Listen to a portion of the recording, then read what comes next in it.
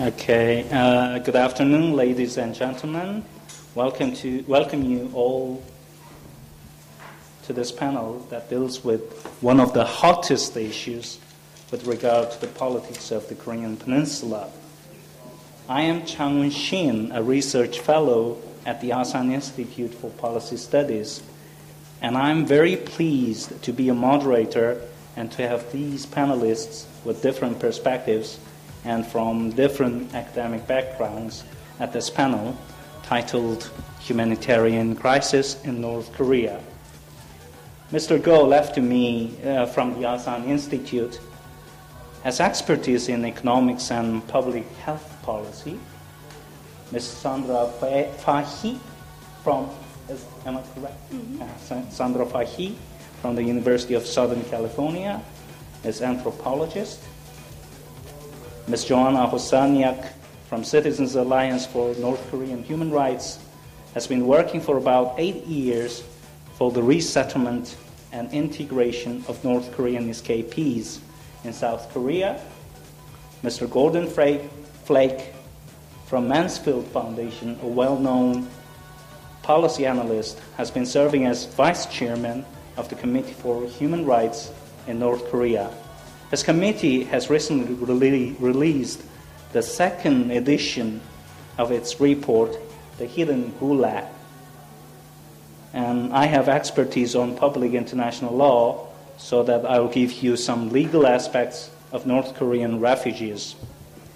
Our interests are so diverse that if I tell you one of the most conspicuous commonalities between us, it would be that we all command fluent Korean.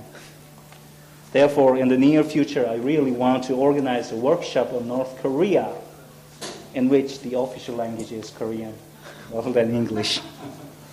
Anyway, if I give you and the panelists a brief description on the structure of this panel, because of the time constraints, each panelist will do about 10-minute talk about her or his own interests in humanitarian crisis in North Korea. So please keep this 10-minute time limit. And we just have 65 minutes, am I right? 65 minutes. So only the 15 minutes will be allocated for the Q&A session. Anyway, I think the authoritarian or totalitarian regime in North Korea has been good at manipulating its languages and powers to control the ordinary North Koreans. For instance, the mere existence of the prison camp had the inside North Koreans have fear of the power of the current North Korean regime.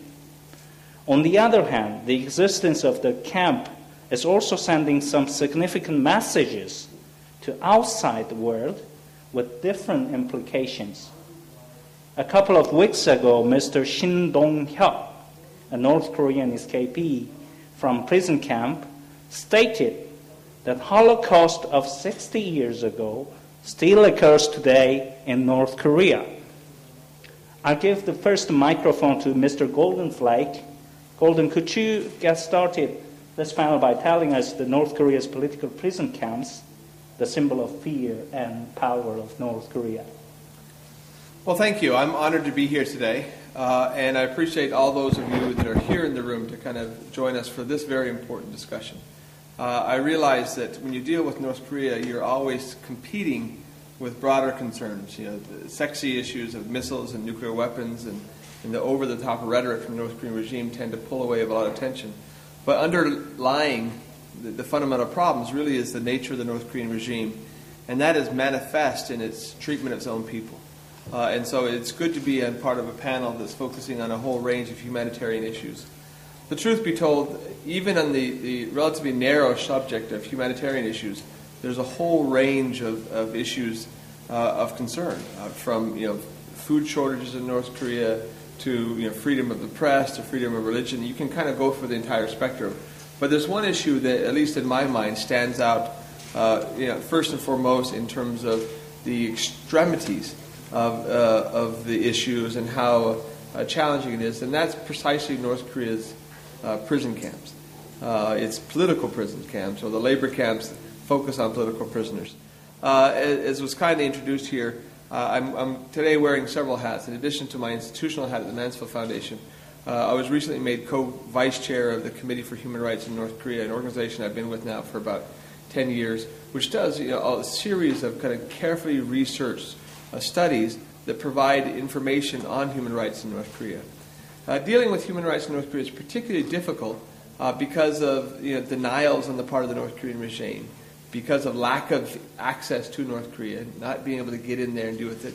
And you can quickly fall victim to a sense of futility, right? I mean, things are horrible. We know how bad they are, but since we don't have any real leverage over North Korea, we don't have diplomatic relations with them, and it's part of a whole pantheon of broader problems.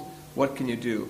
And so what I'd like to focus on today really is one very specific effort, and that is, as introduced, the re-release of a second edition of a report on North Korea's political prison camps, the hidden gulag. It's all available online and PDF, everything put out by the U.S. Committee for Human Rights in North Korea. And the truth be told, it's a product which is updated in some very significant ways as well. When the first edition came out back in 2003, there were some 3,000 North Korean defectors living in South Korea, which provided a very small pool of people who had actually experienced the prison camps, the political prison camps in North Korea, and come out. At this point, in 2012, there are some 23,000 North Korean defectors living in South Korea. So still a small pool of former camp inmates and those who had knew of or experienced the camps, but actually a much larger pool. And on top of that, the technology available has been greatly expanded as you go forward. So really what this has been an opportunity for the human rights community to kind of focus very specifically on these political prison camps and try to bring them to light, to try to, in some small way, hold the North Korean regime to account for what's going on there. I thought I'd just kind of put these in perspective. About a week ago, I was sitting down for a TV interview on a TV station in Washington, D.C. I was sitting there in my makeup, and you sit around and wait for your spot to come up, and they had allotted 2 minutes. They were not as generous as our panel here, giving me 10 minutes, for me to talk about this report. And I was listening, and you may have been following the U.S. media. We've had a very tragic case of a young man named Trayvon Martin who was killed. For the last 2 months, there's been nonstop coverage of this one individual case. And here we have the situation in North Korea where, by even low estimates, there's 100,000 to 130,000 political prisoners in a series of camps spread throughout North Korea. And these camps now have been in existence for twice as long as the Soviet gulags, more than 10 times as long as the horrible concentration camps during Nazi Germany's time. And yet, at some period of time, we want to ignore them. The numbers are boggling. And the truth is, the stories of the people who come out of these camps are so horrific is to strain credulity. They are almost unbelievable. And so one of the real reasons for reports like this one, this report by David Hawk that was put out by the Human Rights in North Korea, is to take the modern technology available in satellites and to marry that technology with the testimonies of individual defectors, because the two of them tend to strengthen each other incredibly.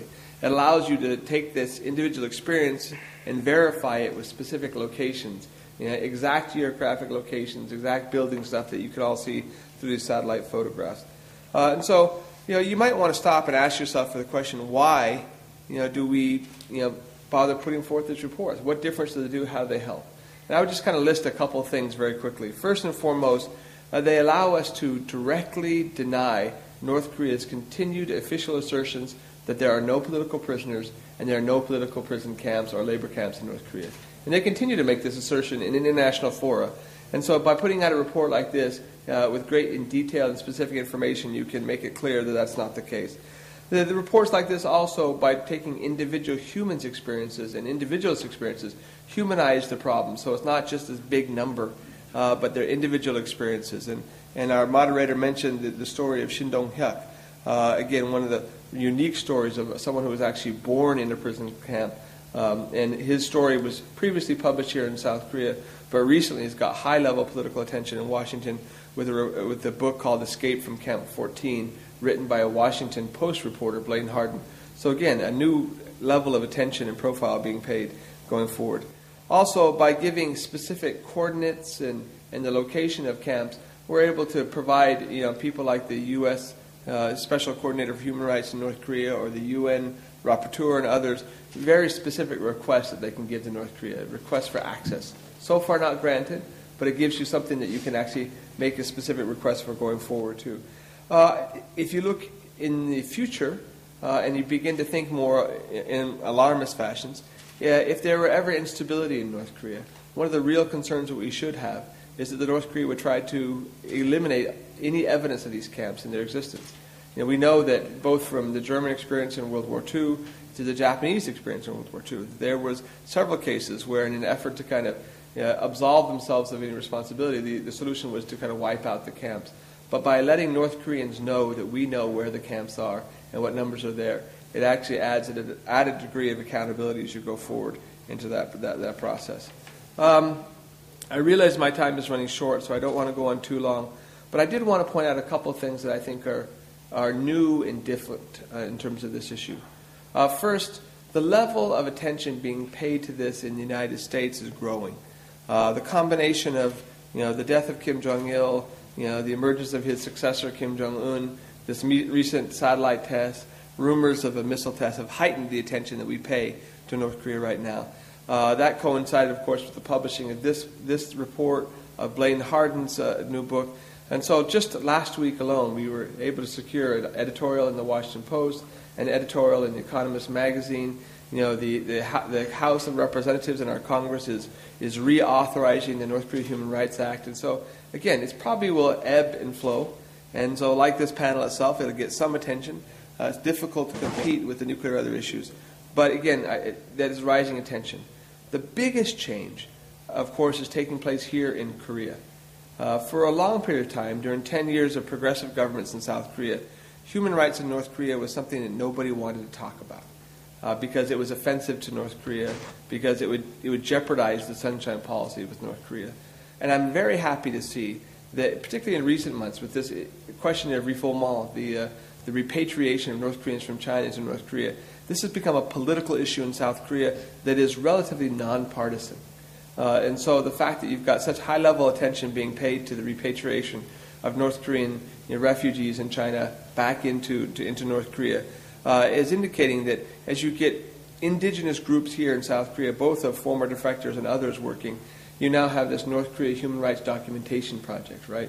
And others who are gathering tremendous resources here in South Korea in the Korean language and actively working together in the international sphere. And I think that's a very important step in progress in the right direction. But in the end, I think one of the things that's important for us to realize is that the question of human rights is not a separate question from the question we just heard in the plenary panel.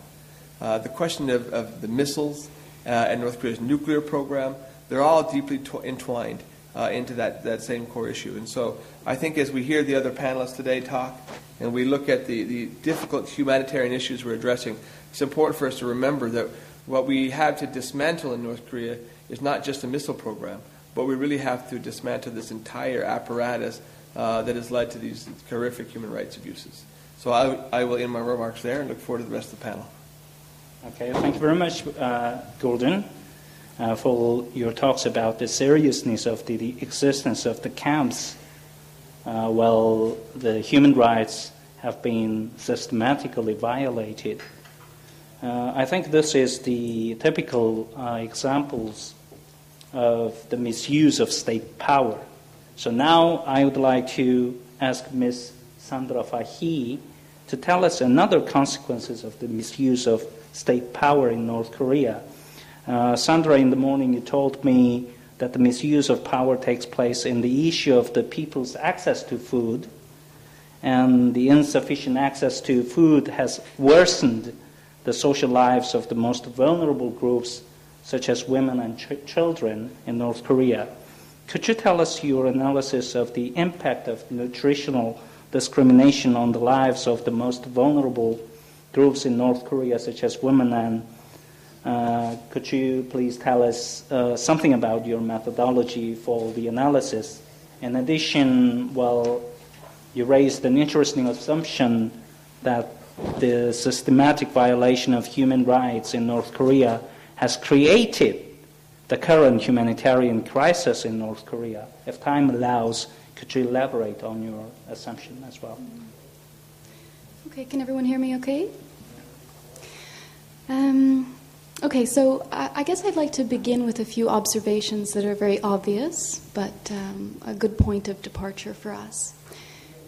When we get information about North Korea, we are typically gathering it from the narratives of North Korean defectors, or these are perhaps some of the most reliable sources, North Korean defectors' testimony, or I guess what could be called anthropometric, so measuring the kind of stunting or malnutrition of North Koreans' actual bodies.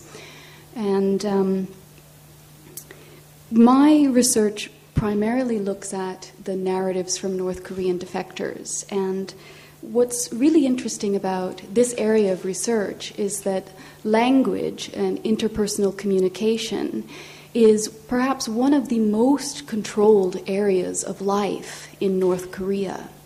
And yet when North Koreans emerge and they arrive in places like China and third countries, perhaps South Korea and Japan and elsewhere, we then elicit narratives from them, asking them, usually we do it with surveys, asking them to tell us about their experience.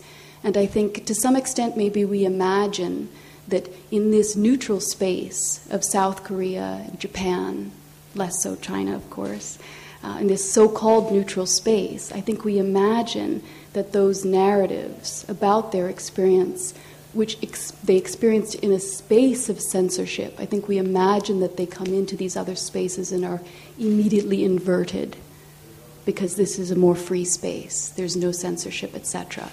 And in my work as an anthropologist, I look at language to kind of trace a sort of social psychology. I think that if the experience of hunger and malnutrition and witnessing crimes against humanity was experienced in a space where the language was controlled, my communication with you about that experience was very much controlled in language, then my memory of it, my articulation of it at the time, and my articulation of it post-survival is also going to be impacted. So when a researcher looks at this material, when we look at this material, we can trace back and find some of the methodology that sustained and perpetuated the human rights violations inside North Korea.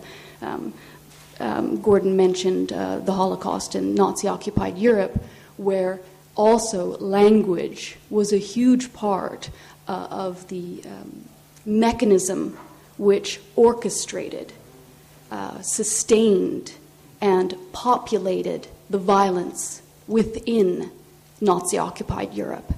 The same thing happens in North Korea. Language, whether from the state or etc., is something which perpetuates, controls, limits all of the population. So having said that, that's a little something about my methodology.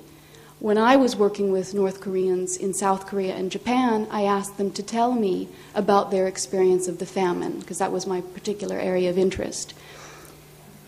And what I saw and what I begin to hear in their narratives was that, and it's the same with many cases of famine globally, that pre-existing inequalities in the society are mapped along the areas of the famine. So where you have food shortages are also going to be the areas that were pre-existing social inequality areas prior to the famine. So we can see that there are regional maps. Some parts of the country get more food, are triaged for more food, other parts of the country less. Certain population groups according to occupation, etc. But what we also see is that in terms of gender lines, and this is true of famine globally, that women, the great burden of work falls to women in times of food shortage, economic crisis, and that's happening globally now outside of North Korea. But inside North Korea as well, the burden falls to women. And when the burden falls to women, particularly women of childbearing age, we see the connection between maternal health and infant health. And this then traces itself to infants being very susceptible to stunting. If the mother is going through nutritional discrimination, which she likely is in North Korea, then her children are more likely to be stunted. And this has long-term knock-on effects for those children. They will have developmental issues, learning difficulties, possibly more susceptible to TB, for instance. And we know that in North Korea now there is the development of a drug-resistant strain of TB, which will become an issue for the region, not only for South Korea as well as North Korea. Also, when you have famine and food security or social inequalities, as we saw in North Korea, my informants explained that men were put out of work, but it was more likely that women would go into the markets, and perhaps Joanna will be speaking about this. Women were more likely to go in the markets. It was easier for them to work in the markets. Sadly, some of the female informants told me that their husbands took to drink, drug abuse, and sometimes domestic violence. And these things all increase. It's not to say that the famine or food shortage produces them, rather they are existent in society already, and then the social inequalities exacerbate them. And so we see increased likelihood of children being abandoned. And when this is the case, children are more likely to be not attending school. We've seen high rates of illiteracy with North Korean gochebi, and if they pass into China, of course, that's how we can find that information. And, okay, let's see. I want to just say two more things, and then I'll finish up. The famine, what I began to see when I was doing the interviews with North Koreans here in Seoul and in Tokyo, I asked them if they saw that the famine, if they thought the famine was deliberately produced by the government, if they saw the government as culpable, etc. And they very much reflected this nutritional discrimination. They said, no, I just thought that, we were living in areas where we weren't privileged to get a certain amount of food over others, etc. This person had this job, that's why they got more food than us. Everything was conceptualized within North Korea's what we could call local cosmology, or its local way of understanding things. How do North Koreans think about the famine inside North Korea? A lot of the times they would use the term koneni hengun to refer to it, and so on. And as I mentioned at the beginning, in terms of my methodology with language, one of the things that really came across for me very vividly, was that although North Koreans are experiencing food shortages, famine, whatever you want to call it, that they were able to recognize inequalities within their society, and that they were critically aware of these inequalities. And I was able to identify these, not merely by saying, oh, did you notice that so-and-so had more food than you, etc., but by asking them if they recalled some humor about their time in North Korea, and asking for these very open, unstructured narratives, and then doing a discourse analysis later of their speech. And it was shown that they did remember certain jokes. And these jokes occurred on a certain register of language. So people adopted the official discourse of North Korea and tried to subvert it. For instance, they would refer to the Amshijang as a Baekwajam. So a person would say, oh, where are you going? And he would say, I'm going to the Baekwajam. Instead, he was really meaning he was going to the Amshijang. But that was the kind of terminology he would use, because both of the interlocutors would know that he was referring to the black markets, but he couldn't say that officially. So he would use another term to refer to it. So these types of things. Women would refer to men as natchandung, a daytime light bulb, which means that basically she was identifying, and the women she spoke with were identifying men as being totally useless for labor. They were equivalent to a daytime light bulb. So these sorts of things, they clearly identify that but people saw that there were societal inequalities, that they were dissatisfied with these. They were also making jokes about these. It shows that North Koreans are critically aware of what is happening inside the country, and that they may not be completely satisfied with what's happening, but they're trying to negotiate and live within it. Language is a sign. it's a viable sign that they are trying to live and negotiate within it. I'll leave you with one more example that a young woman shared with me. I asked her if she recognized any nutritional discrimination in the area where she lived, and she explained that the 보이부 보이지 않게 먹어요, 안전부 안전하게 먹어요, which means the secret police ate secretly and the safety police ate safely. So she was identifying not only the person's occupation and linking it with how they ate and their access to food, but that she was also making fun of it and subverting it, saying that this was a common phrase we had. So one thing that I would like to put forward for us, not only as scholars working on humanitarian issues with North Korea, but that this is also strongly connected with human rights, and it also identifies non-traditional security areas where we can look at. This is obviously a sign that inside North Korea, people are linguistically, critically aware of their lives, they're critically aware of inequalities, power imbalances, and that they are trying to negotiate to live within these, but to create an aggregate that we can notice and that we can identify and mobilize is very difficult. So I will leave it there. Thank you. Okay, thank you very much, Ms. Fahy. After listening to your talk, I come to think that the language really matters in the achievement of the goal of social integration of North and South Koreans, even after the reunification of both Koreas. One of the interesting conclusions that I've got from your talk is that even bigger pies, I mean the quantity of food aids, will not always guarantee the improvement of the access of the North Korean vulnerable groups to food when considering gender issues. At this juncture, I want to ask Mr. Myong-Hyun to talk about the current situation of public distribution system in North Korea in the context of the people's access to food. I think his talk about the PDS, public distribution system, will be another evidence for the assumption that the quantity of food aids will not always guarantee the improvement of food access. Interestingly, he will explain his arguments by using satellite imagery analysis. Yeah, actually, that's great. Okay, thank you. Yeah, that's great.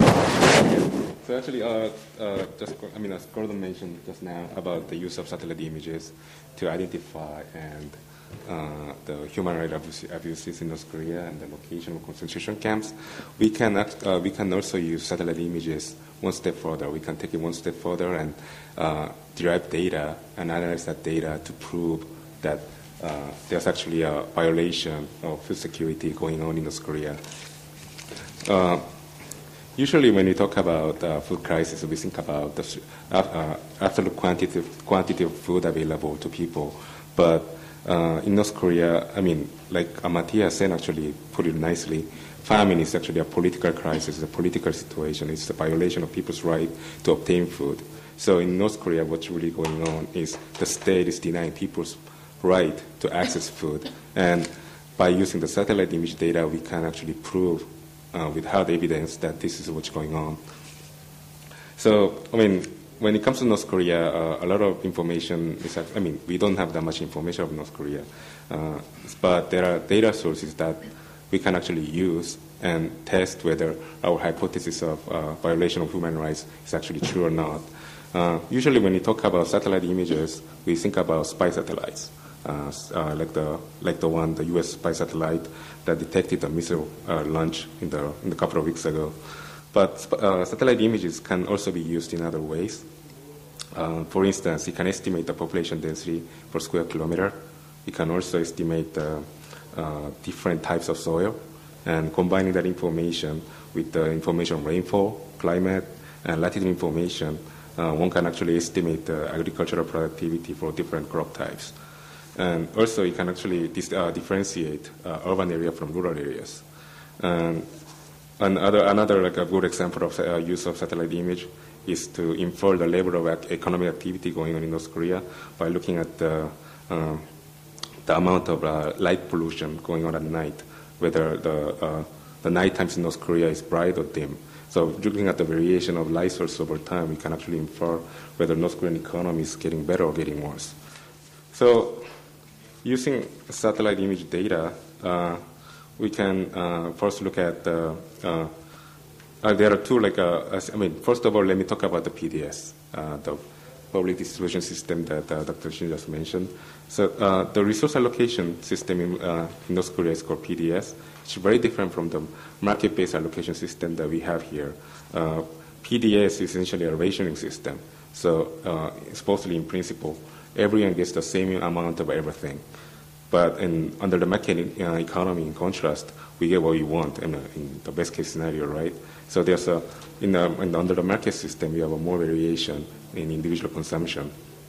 But under PDS, because the government is actually deciding how much an individual can consume, everything is centralized. The decision making is made central. The decision making is done by the government in a centralized manner, and this can be seen by the logistics system that North Korea uses to distribute the resources. For instance, it's a transportation network. Because in North Korea, the individuals are not empowered. They use individuals don't own cars, the automobiles. So in order to get something, they have to wait for the government to deliver the goods to them.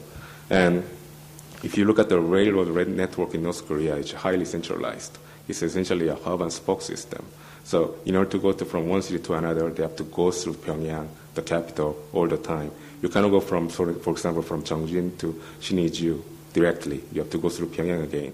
So this pattern, this transportation network pattern implies that everything is centralized, and maybe even the population settlement pattern could be centralized as well. But that's not the case in North Korea. The population settlement pattern is pretty homogeneous, despite the fact that there's a huge geographic variation in North Korea. What I mean by geographic variation is the type of land and then the geographic features.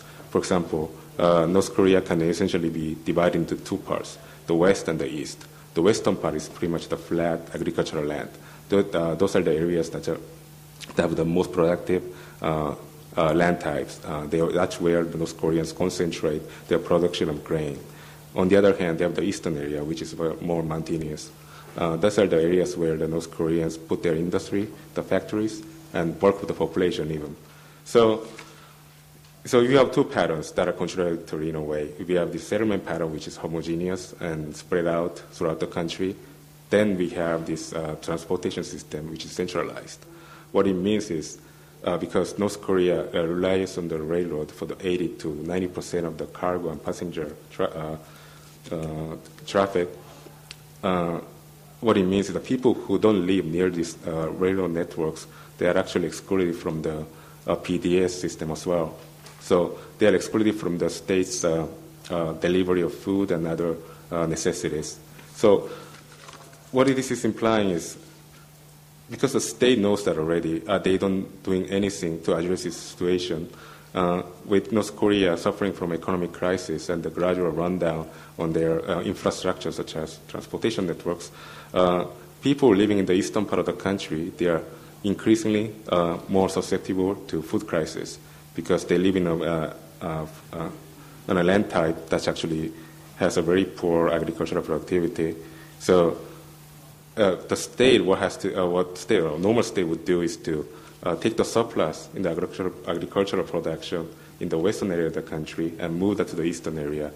But we know that's not the case because North Korea is going through energy crisis and also there's a general breakdown in their logistic network. So from this, we can infer that the North Korean government is actually doing this on purpose, systematically, in order to reduce the burden that state has. Essentially, that the state is actually reducing the proportional population that it's responsible for. And what it is doing is actually downsizing the state so that the state can survive at the expense of the population. And so one easy way of addressing this situation is by allow people to move freely around the country, because we know there's a surplus of agricultural production going on in the western part of the country. The easy way would be for the state to let people in the eastern part to move to the western part. but we know North Korea has very strict restriction on the freedom of movement. And another solution would be to allow the market to fix the inefficiencies of the PDS system. We know the market system is, let's go back to the PDS system. PDS system, what it does by giving uniform amount of necessities to every individual, it's actually creating waste and inefficiencies. Because individuals have a different levels of needs and wants, but by giving them same amount of, for example, food, we are creating shortages among people who want to have more food, and we are actually creating waste among people who want to have less food. With the market, we have the transaction between these two groups. So any surplus or shortages that arises from this situation is resolved really quickly. So what North Korea can do is by setting up market system, by introducing more markets into the economy to complement the PDS, they could actually solve part of this shortage problem. And we also know that North Korea state is not doing it. So the conclusion of this analysis is that the food crisis in North Korea, first of all, it's artificial because the state wants to control the movement of people and want to have a total control over the resource allocation. It's perpetuating this humanitarian crisis. Another thing is, even if we give North Korea more food, more resources, it won't fix their problem because the root of the problem lies with the poor resource allocation and their overemphasis on the restriction of the people's movement. So therefore, what North Korea has to do is actually a total economic reform and total change in their social structure. Okay, thank you very much, Mr. Go, for your interesting presentation.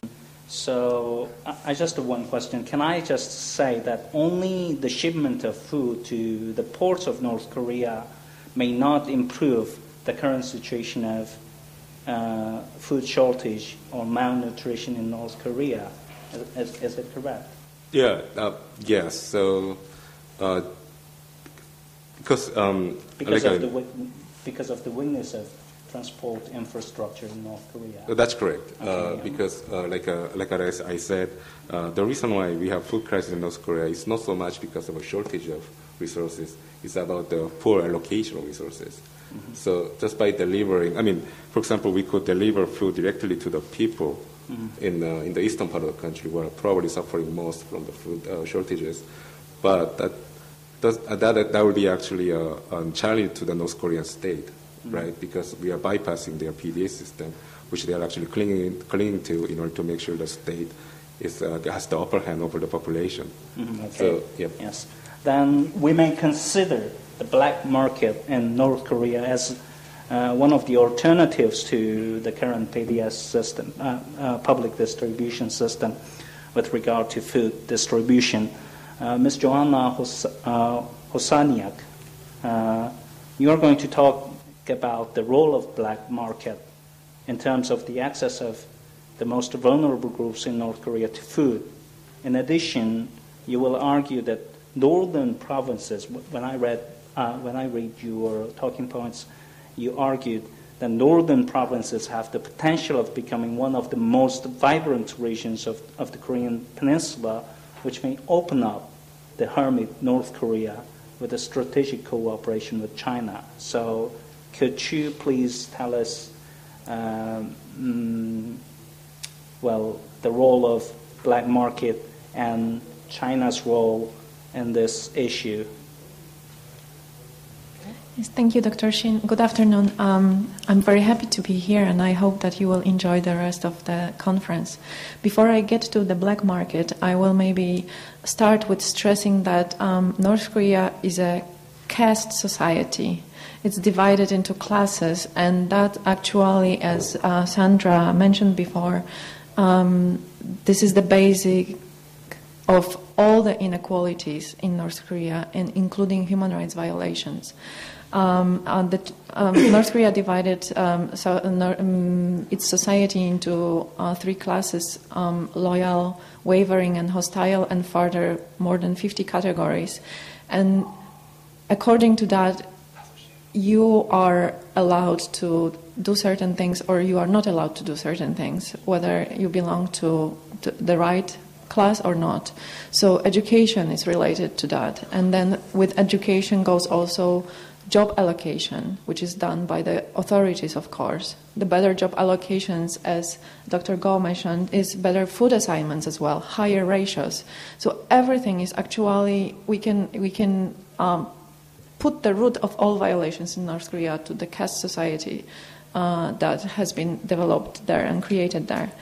And simply when Great Hunger happened in North Korea, and a lot of food assistance went into the country, people at the bottom were the first that were cut from this. So this kind of socialist social contract was broken with the regime because they were not provided through the PDS system, and they had to find a means for survival. So whether these were only households or managers of factories or party officials, they had to find a means for survival. And that's how black markets were created. In certain areas, to even at this point, they are called grasshopper markets because they change the places and they avoid arrests and so on. But what is important, and what Dr. Fahy mentioned before, was that women were actually at first encouraged to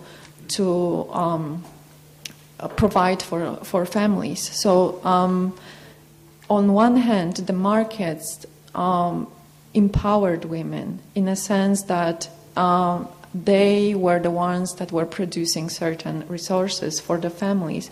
They were more powerful than the husbands that you are saying, because they could even divorce suddenly their husbands because they were viewing them as useless. But in North Korea, simply a woman that is married is tied to a husband in terms of public distribution system. She will never receive ratio by herself unless she's independent. So she always receives public distribution system food ratios through either father or her husband. And that's why it empowered women. They went to the markets, and at first these markets were the places where a lot of food activities were happening. But then with time, we have now almost 20 years after the greatest hunger that happened in North Korea.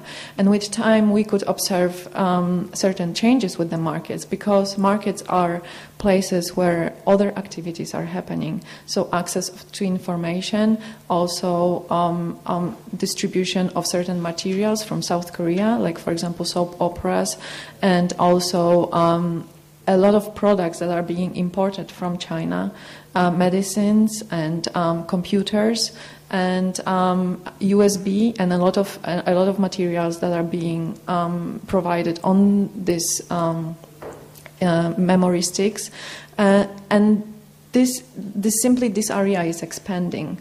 It is actually impossible at this point to stop these activities, because it's the way how people really manage to survive.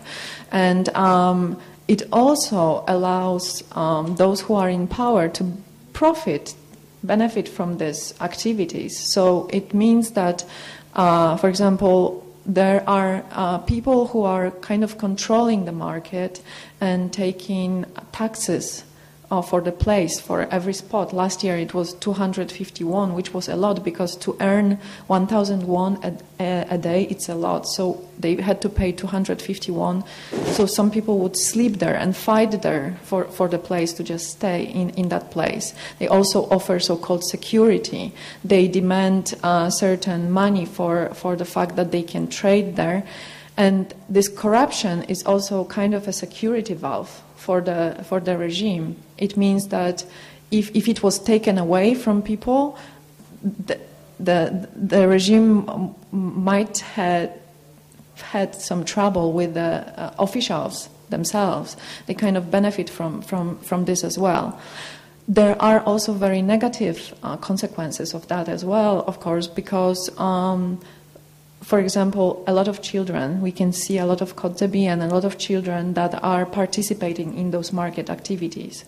But there is no alternative, actually, because if they go to school, the schools will use them for forced labor, and the teachers themselves will use them, for example, for private labor as well on the fields that the teachers were private plots that the teachers were allocated and otherwise.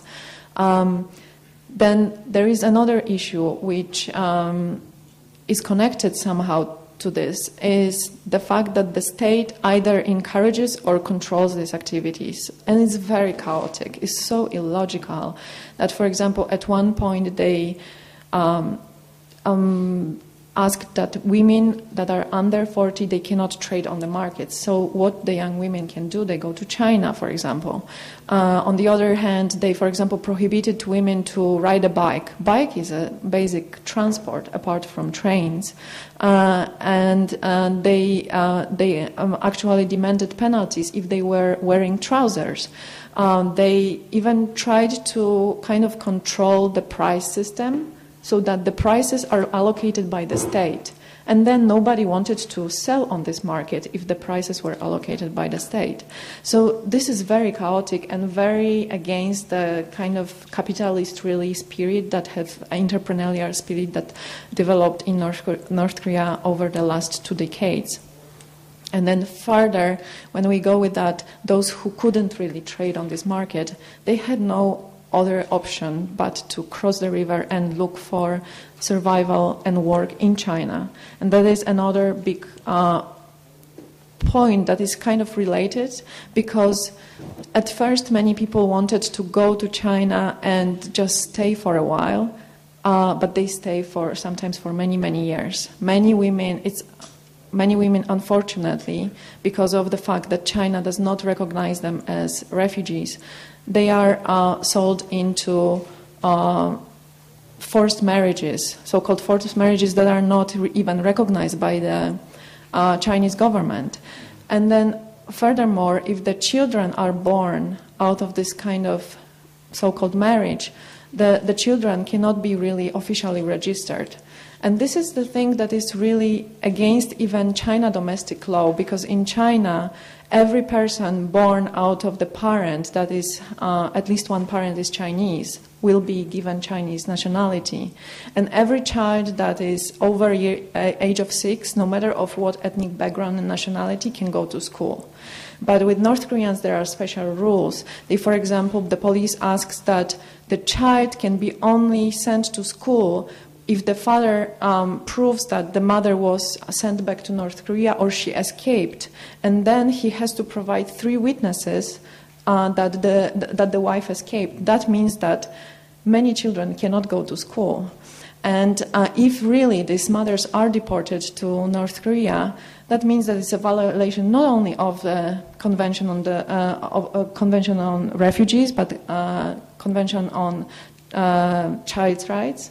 And also China's domestic law. But furthermore, I don't think that it really, in the long term, it serves to the goal of Chinese regime. China would like to simply control this traffic and prevent any possible, collapse, as we are told.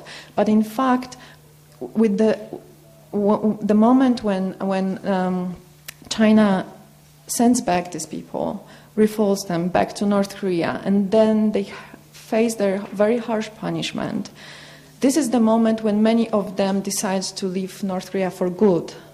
And that actually creates a vicious circle, because more and more people want to leave North Korea and stay in China. That means that it's actually contrary to what China wants to achieve. So I don't see really, how far it can go. And what I also wanted to say is that these people also send back a lot of money, both those who came to South Korea, and there aren't that many people that really want to go to South Korea. You have to understand that it's normal in every country. There will be maybe, 10% of the population maximum. The rest of the people, no matter how bad country it is, they want to stay within the country and somehow make their living there. They send money back to North Korea, and with this money, people are further empowered. They invest, and again, the markets expand.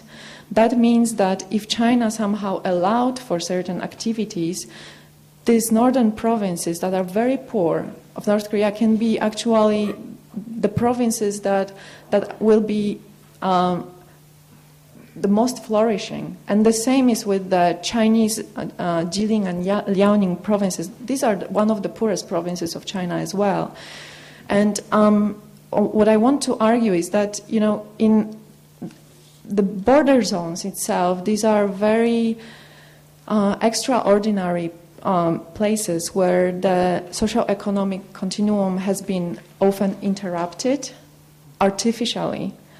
But these are usually very complementary regions, and then that is the case between Jilin province, Liaoning, and provinces bordering with North Korea. There was always natural flow of people, of information, and of goods between these provinces in the past, and this is impossible to stop. So that's why this is as this conference is about leadership, this is China's role, actually, to stop certain policies, even temporary, allow people to, like it happened in different parts, in Europe, for example, and South America, for example, 10 to 50 kilometers within the border, people can actually move freely and buy goods and then bring these goods back to its own country. To allow these northern provinces of North Korea to actually develop further with the black market system and with the development of the bottom level of North Koreans. I don't think there is any other way of North Korea to actually develop. Thank you. Thank you very much for very interesting presentations. Well, actually, there has been a tragic story on the person who was born between the Chinese man and the North Korean defectors resided in China. I mean, North Korean women resided in China. The person was categorized as stateless person. So in Korea, the person was not protected as North Korean defectors. So. Well, actually, there has been serious cases when, the stateless person applied for the nationality of South Korea, but his application was rejected by the court in South Korea. Anyway, as a moderator with some knowledge of international law, I think, yes, we just have 15 minutes. Because of the time constraints, I just will point out one of the interesting aspects of legal aspects of the legal status of North Korean defectors. Nowadays, the principle of non-refoulement has been a great spotlight among the international community. Well, actually, crossing the border between North Korea and China has been the major escape route for the North Korean defectors. However, the fate of the defectors has not been bright at all because they were categorized by the Chinese government as illegal immigrants with purely economic motivations. They have not been protected as refugees under the international law, arrested and forcibly returned to North Korea by Chinese government. This kind of gap between the reality and the rule of law may occur because of the discrepancies of the procedural aspects of law and the substantive aspects of law. Every state cherishes the substantive value of the principle of non-refoulement, but when the disputes happened, the disputants are sometimes one of the disputants are really reluctant, becomes really reluctant to refer the disputes to the third-party settlement mechanisms. So that's why this kind of discrepancies between the reality and the rule of law happens in this world. We have, well, actually, when it comes to the human rights conventions, we have very effective 6 implementing mechanisms for enhancing human rights. So all the 6 committees of this international community criticized the Chinese policy on the return of the immigrants from North Korea to North Korea. For instance, we have just 10 minutes, so I'll quote one criticism made by the Committee Against Torture. It says, the committee is greatly concerned by allegations that many individuals have been forcibly returned to the Democratic People's Republic of Korea without any examination of the merits of each individual case, and subsequently being subjected to torture or cruel, inhumane, or degrading treatment or punishment by the authorities.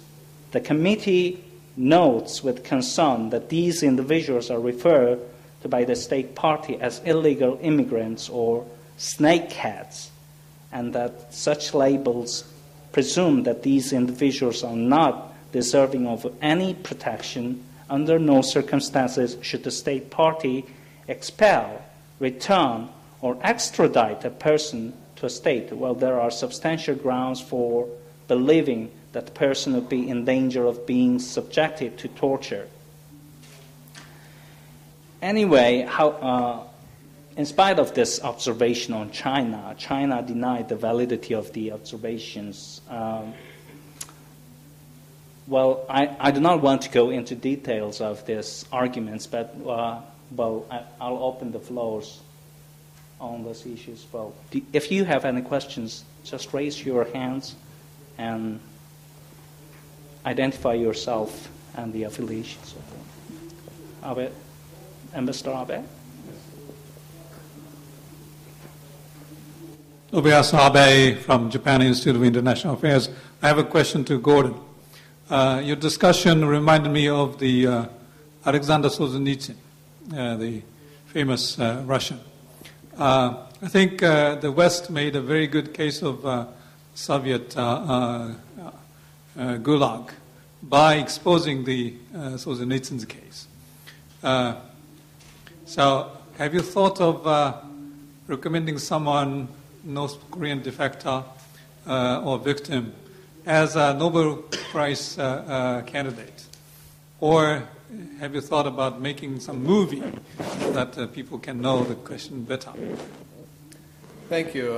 It's a very good question. And again, in the context of the broader conference we're having here in leadership, this is a key question, is how do you get people to lead on an issue which is difficult, which is not so tangible, and to be honest, which doesn't always lack the same clarity as you get on kind of immediate security concerns like missiles and nuclear weapons, etc. Your question and your comparison with Alexander Solzhenitsyn is actually very appropriate. I mean, A Day in the Life of Ivan Denisovich, his classic work that he wrote during the Cold War, really changed how people thought about the Gulag system and drew specific attention to it. To date, there have been several biographies about North Korean defectors. One called The Aquariums of Pyongyang, several written in Korean language, but none of them which have been well written enough to really catch the public imagination. They only kind of serve in a relatively small group. I think this new book out by Blaine Harden by the Washington Post, called Escape from Camp 14, has the potential to really kind of catch on fire in terms of that. And he's out there personally. I think he did some 60 kind of local public TV, radio station interviews just in the last month in the United States as an effort of raising attention. So that's one way to kind of lead on the issue and kind of push it. Interestingly enough, the United States, it took quite a while, but the Congress passing the North Korea Human Rights Act and demanding the appointment of a special envoy for human rights in North Korea, who's now in the same department with those who are working nuclear issues, is another way of kind of getting leadership on this. But I very much like the idea of nominating someone for a Nobel Prize. So far, there's not someone who immediately jumps out yet, but the strategy is one where I think there are great examples, and I appreciate you raising that. And there is a movie, it's called Yodok Stories. It's been done by Polish film director in cooperation with North Korean film director. And it's about, these are people who survived Yodok political prison camps. And this is in the form of musical, but it's a very good one that kind of shows the experiences. My name is George Gunaza. I'm Assistant Human Rights Commissioner from Russia. So I wanted to ask Mr. Flake whether you considered bringing all information that you collected to the attention of the UN High Commissioner for Human Rights. I'm asking this because I still remember how a couple of years ago North Korea have passed universal periodic report, which is a document which UN member states submit to Human Rights Committee, UN Human Rights Committee. So North Korea passed this scrutiny with flying colors, much better. North Korea did much better than, say, Canada or any other European country. So I think that information that you referred to, information that I looked through in this report, deserves to be brought to the attention of the official UN body. So again, here we go back to this question of leadership. In the past, we've always handled this on a very bureaucratic way. The fact that we now have Ambassador Robert King, who's their special envoy, and he's actually there on a regular basis in Geneva, there every time there's the annual consideration of issues, pushing the issues has helped to raise the profile. This information has been relayed. It continues to be relayed. I think you know the UN has appointed a special rapporteur on North Korea. But these are particularly one of these issues that's difficult because if there's a situation where the state denies the existence of any political prisoners, the existence of any camps, and does not allow access or inspections in there, there's a limits what you can do in terms of sovereignty. There is an evolving debate, which we haven't been able to discuss in the short time we've had here today, about the R2P, the responsibility to protect. And so that's kind of an evolving debate of international law. And again, I'm a bit of an imposter here. In other words, I work tangentially on this issue. There is an entire community here in Seoul and in Washington, D.C., in Europe, represented by some of the other panelists and stuff, who have dedicated their lives to kind of advancing this issue and pushing forward on human rights. And I certainly salute them in their efforts. But my understanding is this is raised regularly. It's just one of the inherent limitations of the international system that prevents it from going forward. I think we just have 3 minutes left. Dr. Go wants to ask. Oh, sure, yeah. So I wanted to ask my question to Joanna and Sandra. You two really gave a great talk about, you have a first-time experience with the refugees from North Korea, and then some of you, maybe one of you visited the border region between China and North Korea. Since I am someone who actually deals with the data, I've never really had the first, a direct experience with North Koreans and North Korean society. What really piqued my interest is the cross-border exchange between North Koreans from Hamgyongbuk-do, Hamgyongnam-do, and the counterpart in China. I imagine that to be the Joseon-Jachigu, the autonomous region for the Korean Chinese. Since I live in the U.S. actually, the relationship between North Koreans in North Korea and the North Koreans on the Chinese side brought to my mind what's going on in Texas for the Mexicans who live in the U.S. side and the Mexicans who live in the Mexican side. Of course, they have this cross-border exchange, both legal and illegal. And I was wondering whether you could extend that analogy to the case of North Korea, even though we know the situation in China and the U.S. is totally different. So some comments on that. That's a good question, and I very much agree and appreciate Joanna's insights. I also found that most of the North Koreans that I interviewed, both in South Korea and Japan, had continued on their migration with reluctance, that the original intent was to pass into China and to take those resources and go back into North Korea and improve their lives and the lives of their family there. I mean, hometown is so important for Koreans on both sides of the DMZ, and of course they want to go back and to be with their family. I think the parallels are a little difficult to draw, though, because they're not being executed when they move back across the border as they are with the U.S. and Mexico. So I'll just quickly finish so Joanna can say something. I agree that this is very important point that you have made, because when you talk to many North Koreans here, they actually stress the point that linguistically, talking to people from the Korean Autonomic Zone prefecture, for them it's much easier than talking to South Koreans, for example, because there is such a gap linguistically. They don't understand so much of the South Korean language. And also culturally, they are much closer. They have been closer for a very long time. And that's why they actually, if they had a choice, many of them say that they would rather stay there or move back to North Korea than coming to South Korea. They don't have a choice. They cannot be repatriated one more time to North Korea, and that's why they decide to go to South Korea. And some of them, maybe small percentage, have also other reason, but in majority they would prefer be just simply, as Sandra said, be close to home, to their families. Okay, thank you very much. Well, I'm really sorry not to have given you enough time for discussions, but we have to conclude our session. So thank you very much, all of you.